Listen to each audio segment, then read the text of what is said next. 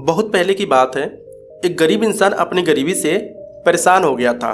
अपनी गरीबी के कारण उसका अपने परिवार का पालन पोषण करना बहुत कठिन हो गया था।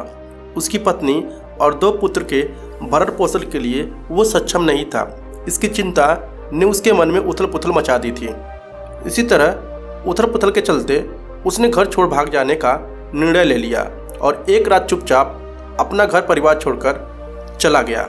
वो रात में बिना किसी मंजिल को निर्धारित किए चला जा रहा था। वो एक नदी के किनारे के पास पहुंचा तो उसने देखा कि वहां भगवान बुद्ध अपने शिष्यों के साथ डेरा डाले हुए हैं। ये देख उसने निर्णय लिया कि वो भी सन्यासी बन जाएगा और भगवान बुद्ध का शिष्य बनकर उनके साथ ही विचरण करेगा।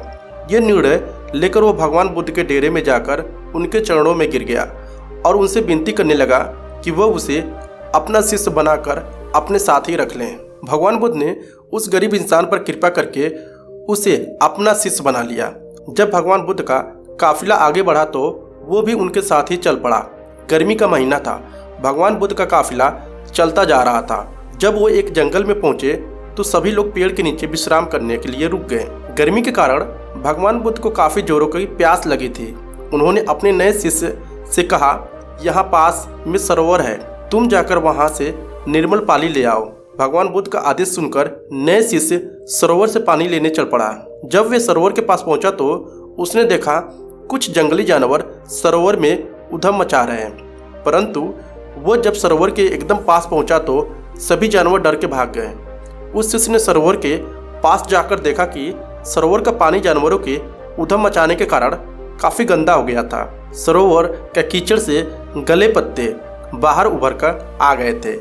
इतना गंदा पानी देखकर वो बिना पानी ही लिए ही वापस आ गया और आकर भगवान बुद्ध से बोला, भगवान, उस सरोवर में तो बहुत ही गंदा पानी था, उसे तो पिया ही नहीं जा सकता। शिष्य की बात सुनकर भगवान बुद्ध कुछ देर तक कुछ नहीं बोले।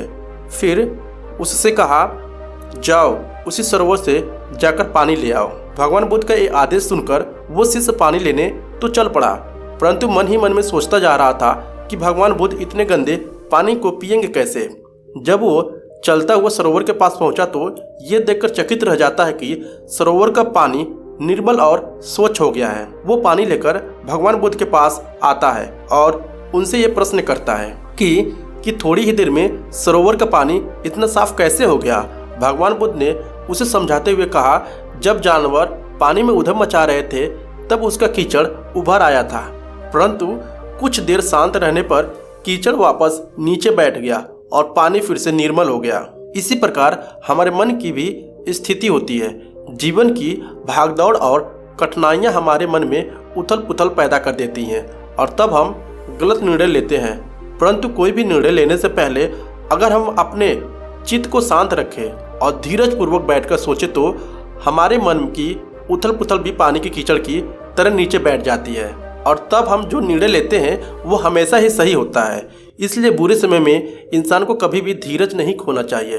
भगवान बुद्ध का ये उद्देश्य उसके समझ में आ जाता है और जब वो शांति से बैठकर सोचता है तो उसे ये आभास हो जाता है कि उसने घर छोड़कर गलत निर्णय लिया था और वो भगवान बुद्ध से आज्ञा लेकर अपने घर वापस लौट जाता है। तो दोस्तों, इस कहानी से हमें ये सीख मिलती है कि हमें कोई भी निर्णय लेने से पहले कुछ देर शांत बैठकर ये सोच लेना चाहिए कि हम जो निर्णय ले रहे हैं क्या वो सही है।